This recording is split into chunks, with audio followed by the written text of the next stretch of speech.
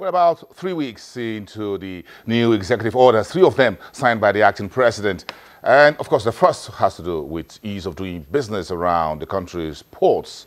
And of course, everyone's been on social media saying, well, was well along and coming. Then in the last couple of days, we heard from the Nigerian Port Authority saying that 3 of the agencies has been sacked. The Standard Organization of Nigeria, the NAFDAC, which is the Food and Drugs Administration Agency, and the Drug Enforcement, called the NDLEA. 7 are now been clarified to stay at the ports. So that reverses us to 2011 presidential order that only 7 government agencies are approved for the country's ports, clearance of goods at the seaports. But we have Mr. Frank, Dr. Frank Ojadi here, a member of the faculty at the Lagos Business School, and he did a very interesting professional PhD work in ports operations. So this is the man who has all the details, as it were. Good morning. Good to have you.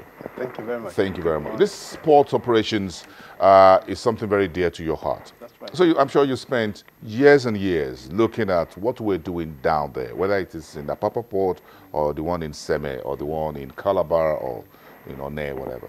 And you must have a very heartbreaking time looking at the kind of dysfunctional system that we have that keep guzzling money and pushing little out in terms of national revenue. So are you relieved with the executive order? Well, number one. I am quite relieved with the executive order. And a lot more than that, I'm also quite relieved with the fact that people are now beginning to be very much aware of what's happening at the port and why we need the port to work as efficiently as possible. A couple of reasons are behind this. One is simply that the port essentially is for you to be able to move your goods in and out of the country. And moving your goods in and out of the country simply means that you are taking active part in the global supply chains of different products and services. And that also means that if you have ease of moving your goods in and out of the port, that enables the country insert itself into the global supply chains of so many products. And what that goes to show is simply that you'll be able to create jobs. Companies will come in here, set up their businesses here, and then use Nigeria as a hub to export most of their products. So clearly, it is very, very important. Now, what that also goes to show is simply that if we don't get that right, then we will continue to isolate ourselves from the global supply chains of products and services. And that is why it's very important that everybody should focus on the port to get it working very well. It's been said historically by folks at the ports that if you have a gateway to the sea, then you have your hand on a global wealth. Correct. That's really what it means. But if you have quite a lot of bottlenecks that inhibit flow of goods and documentations, then you're going nowhere. As a matter of fact, you continue to isolate yourself from the rest of the world. What's our biggest problem as far as the port operations are concerned from your professional academic viewpoint? We have quite a lot of problems there. What's number one? Number one, in my view, is lack of collaborative supply chain relationships between the numerous port stakeholders in that environment. The second one is corruption. Then, of course, the third one, if you like, is something to do with trade fraud. Now, these are 2 different things, but they all feed into each other.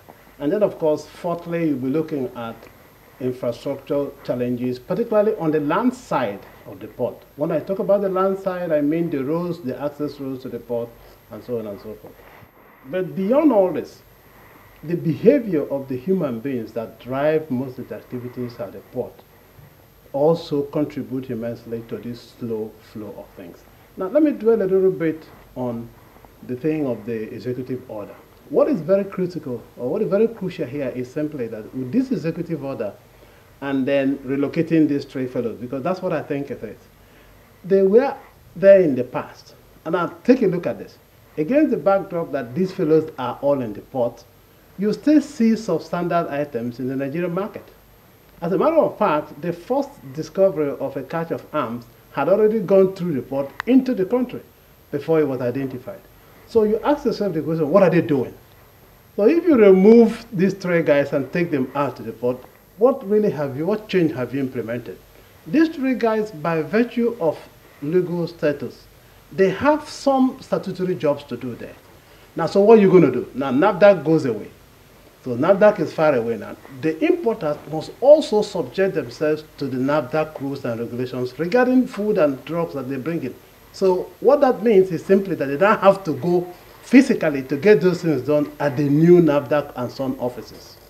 So until you now review and restructure this process of getting these items through these two agencies, then the time it takes to get things out from the port will become much, much higher.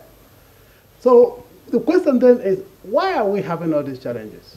Why is it that the scanners are not working? This is the key tool that you need to use in trade in facilitation and also in destination inspection, the risk assessment capabilities. When Cotecna was there a couple of years back, those scanners were working. Now, if scanners don't work, it means you are going to subject yourself to 100% physical examination. Now, imagine this. The volume, the output, the throughput of containers from the Lagos Port General is about 1 million. What about those other ports, say Port of Durban and Shanghai and Co, that are doing 4, 5, 6, 7, 30 million TEUs of containers? Are they doing physical examination? So why can't we step back and look at what others have done very well and then copy these tools? The World Customs Organization declared last year as what? Digital customs. How far have we gone towards getting this implemented?